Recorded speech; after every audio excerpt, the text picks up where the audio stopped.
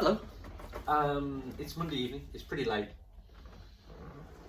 And early this evening there was a Panorama documentary in relation focusing on children's services, issues with workforce, impacts on from decision making on families through the lens of Herefordshire Children's Services. Place I know quite well, work quite closely with them. Period 2017 through to 2019, provided them with an awful lot of staff. You're wondering who I am? Well, my name's Steve Stewart. I'm the founding consultant of RIC Consulting. My first job in recruitment was back in 1996. I started working within local government in 2004, administering and ensuring supply of frontline social care staff to a local authority in the West Midlands.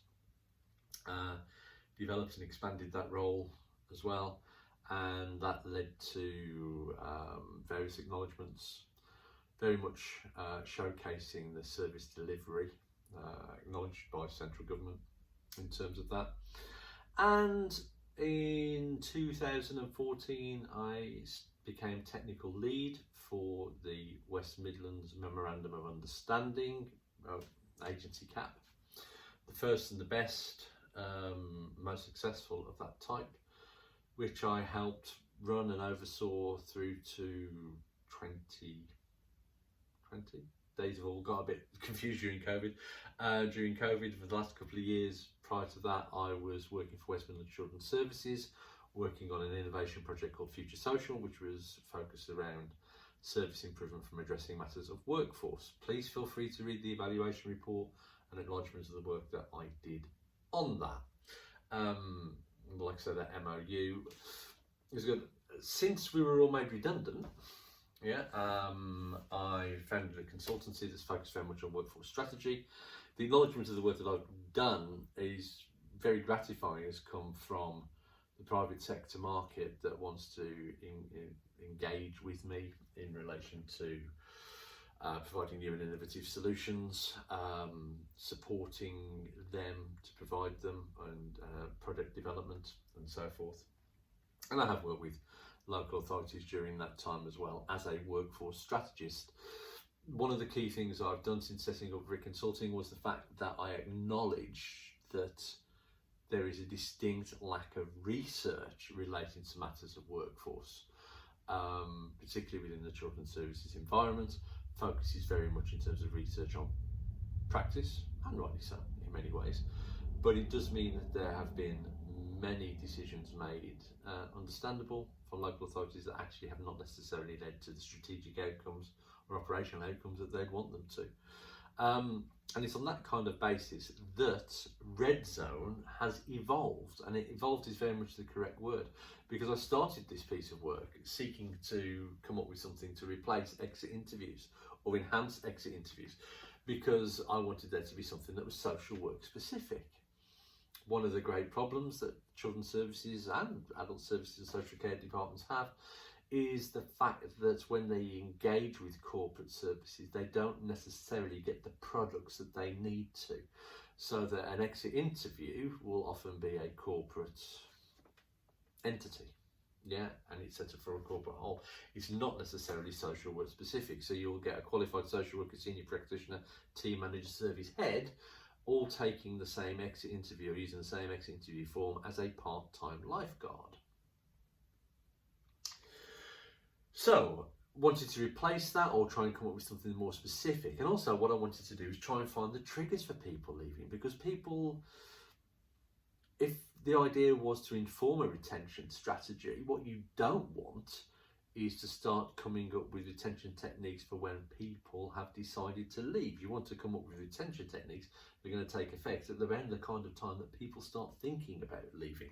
So, and then I also thought, well, if I'm doing this and I'm doing it centrally, it allows local authorities to aggregate their answers. Because even if you have got 10-15% turnover, that actually in terms of numbers in certain teams might not amount to a significant amount, not necessarily allow for the drawing of significant conclusions.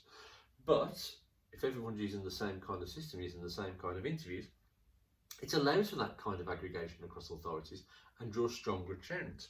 But then as well, from a local point of view, it allows you to compare your data with other local authorities so that you can find that if you're a particular outlier in certain areas. So rather than an exit interview, you might be comparing children's services to a corporate service, or allow you to compare with HR or IT or legal or whatever. It allows you now to compare your safeguarding teams with safeguarding teams elsewhere. It allows you to compare your initial response, your MASH or whatever, to MASHs elsewhere, and to find out whether you are doing worse or better, or if you are a significant outlier, so we can find out what particular lessons can be learned. So, in terms of the exit interview, I wanted to be social work specific, but automatically I can say, oh, well, we can't do that because it won't meet the needs of HR. Well, in actual fact, it can meet the needs of HR, because all the information that we will gather will come out in a spreadsheet. So whatever information that HR needs, we can extract that and forward on to them. In actual fact, I think they'll be much happier, because if we're using this on a much more regular kind of basis, they will get more information as well. But also what we can do is we can place all of your needs through in terms of exit interviews if required. We can slim down the RedZone tool so it asks all the questions that would be in that corporate function and that corporate form, and then that information can be collated in a much more simple way, and also can be manipulated, because like I say, it can come through in a spreadsheet format. So, following on initial and secondary research that I did when I'm talking to social workers who left the department, this is what we started to develop. So this is one of the kind of screenshots that you would see from the RedZone kind of portal. And in answer to the question, how important were the following motivating factors in you leaving your existing role, we come up with a number of things here. So you can say, unable to practice as you'd wish, poor work-life balance, fed up of social work, feeling overwhelmed, poor staff morale, lack of improvement opportunities, fed up with employer, feeling misunderstood, poor salary, remarkably low. Very important for people wanting to move to their next position, not necessarily a motivating factor in their leaving their existing one.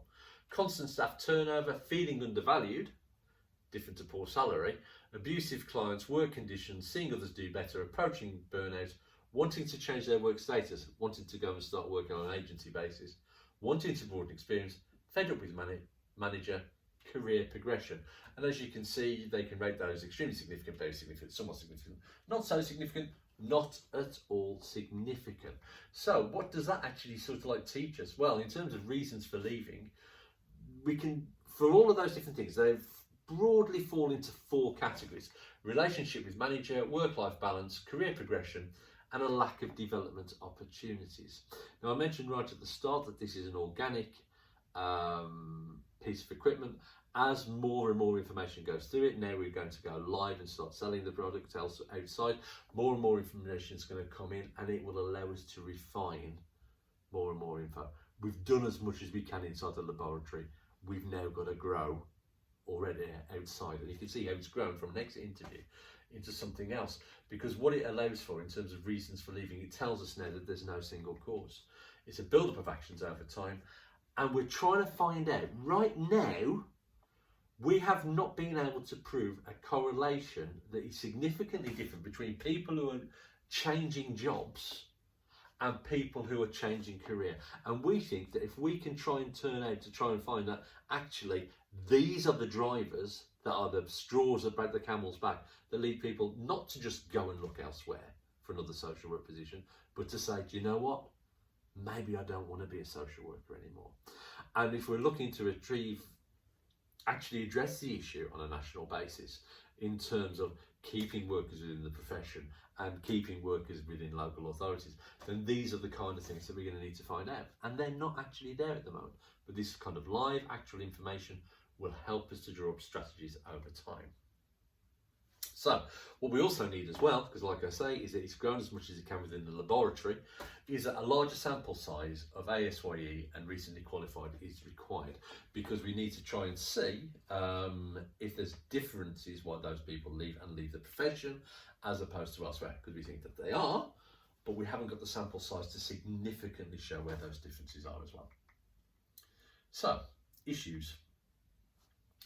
People say, well, people won't fill it in. People won't fill it in. Why will they fill it in? And people won't want to fill it in honestly. Well, you see, what we've got here is that we've got the ability, so people who are taking the exit interview, which is done via a number of different sources, but I'll coming out, they can opt out of any individual section that they wish. So any particular saying, actually, I'm not comfortable about answering that, they can opt out of that. Or what they can do is they can create a time for the release on section. So they're saying, actually, I do want to include my information on this. I do want to include my feedback on this. But not until after I've had my final paycheck. Or not until I no longer have to come into the office and face the manager. Not until I have to go and do these things. Because it's around the creation of safe spaces for people to give accurate and honest feedback. And they can, so if they decide actually that they don't want any of the information to go back to you, but they can contribute their overall research, but not assign it to individual local authorities. So the reasons and rationales behind their leaving and maybe leaving the profession overall are there, is that they can still add that information and congregate that knowledge base. So, aggregated info. We want to increase the database size now, is that we've done effectively as much as we can, we're just there, but we actually need a volume input to try and see if we can test some of these assertions. What it allows you to do is that every local authority does want to collaborate with others, but it takes time, it takes effort, it takes commitment. Here, you're collaborating with other local authorities just by carrying out your day-to-day action. It embeds it and ingrains that collaborative action straight away. And it, like I say, it allows for comparison, both internally within departments within your children's services or adult services department, but also with those departments across other local authorities. Also, in terms of there, we ask for, at this time, internal feedback on what they feel that the impressions of your local authority are. These aren't necessarily reasons for leaving, but just other key headings. So we can find out there in terms of push and pull factors. We can compare across services and we can compare across councils and trusts. What we can also do there in terms of recruitment support, because if someone's leaving you, they're going elsewhere. How did they find that recruitment process? What was good for them? What attracted them? What were the drivers for them to turn around and say, I'm going to apply for that job, but not that one? So we can then find out around attraction mechanisms. What was effective? We can turn around and get feedback on people's recruitment processes. What worked for them? What did not go for them? What created a good impression? What did not? Again, if people are going for one job, that's one thing. If they're going for several, which one did they eventually choose the offer for? But what it also means is that, and this is one of the key sales points of RedZone, is that if everyone's filling this in, we can also ask them the question right at the end. Do you want to hear about other jobs in other local authorities going forward? Do you want to hear around jobs that are suitable for you that you specify as well? We can use this tool to create a candidate bank. Now that could be specifically important because it allows for active recruitment of individuals who have either sought to leave your local authority, but also may have left the profession in total and in their entirety. So creating a potential bank of individual workers, but also individual workers who might want to return following a period away for recouping or whatever. It's modular.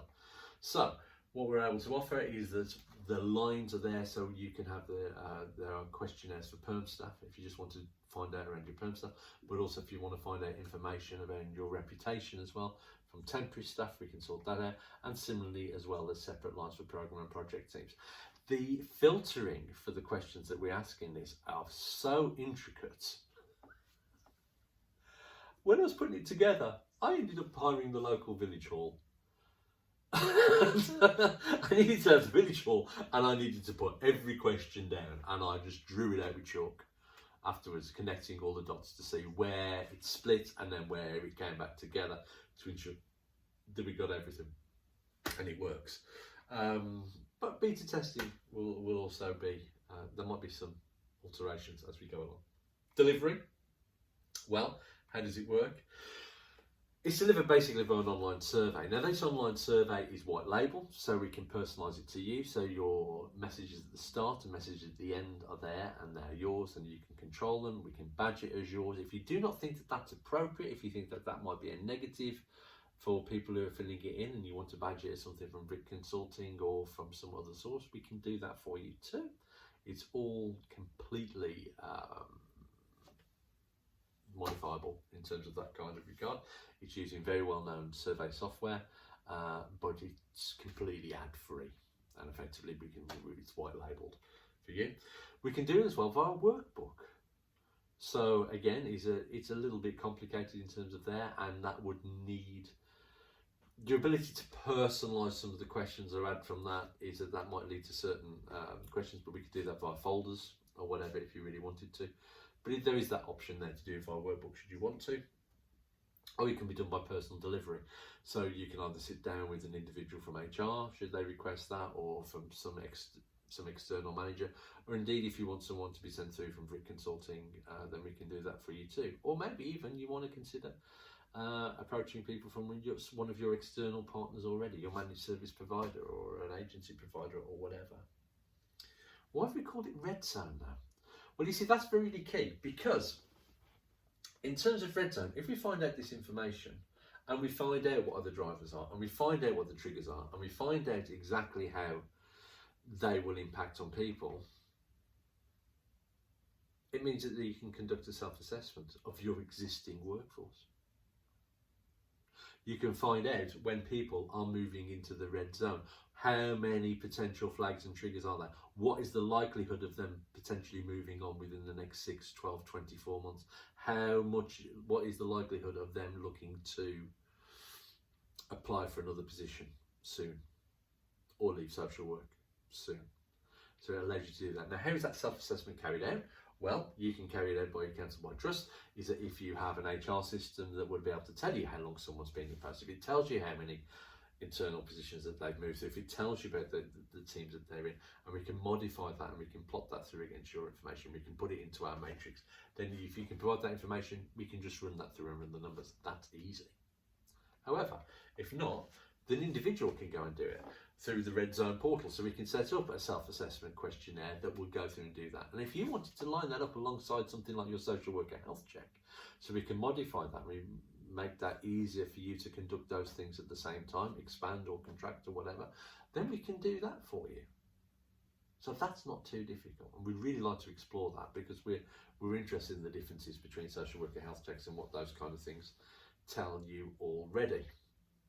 So how do you do this? Well, it's a subscription-based service, and you can get your subscription from a number of different sources. Oh, well, what do you pay for it? What do you get for your subscription? Well, you get for it to be personalised. So you can go through, you can say, well, actually, we don't want these questions involved, or we do want extra questions involved in this.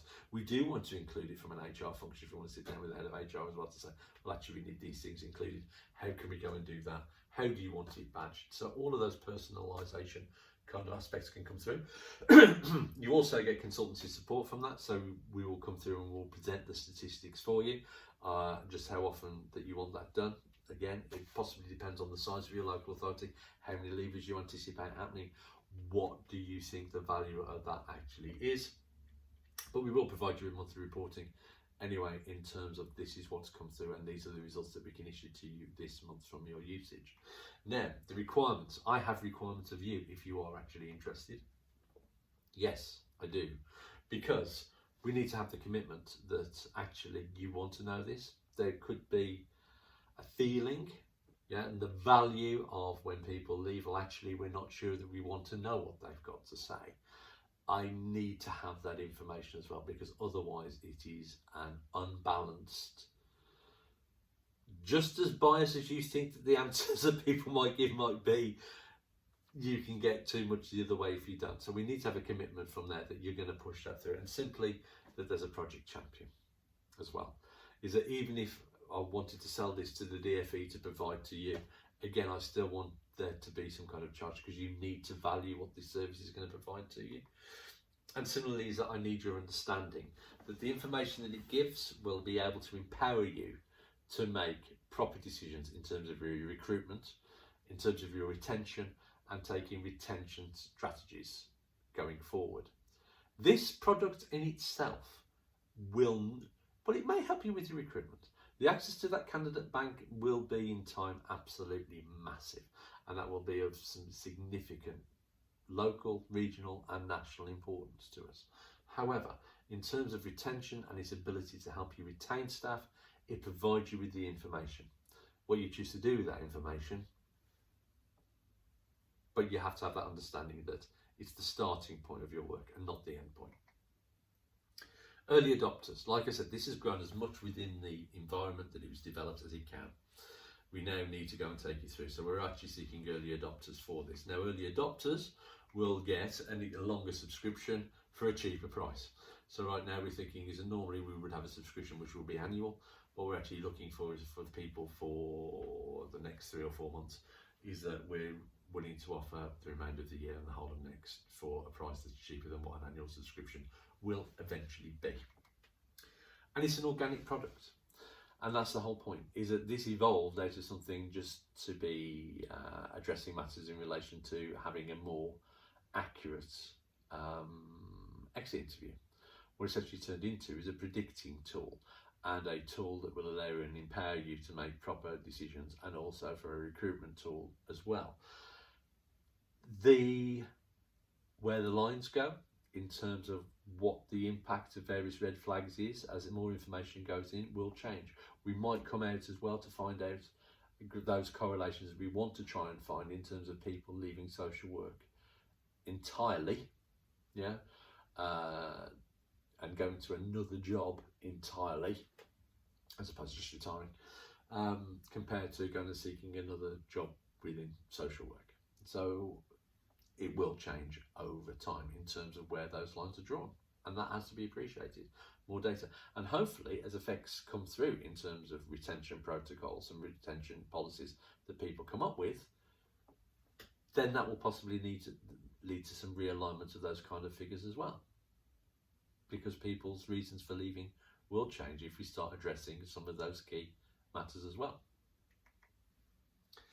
Where to subscribe? How do you get this product? Well, first of all, is that there might be some advantages of group purchases. So could that be via your managed service provider?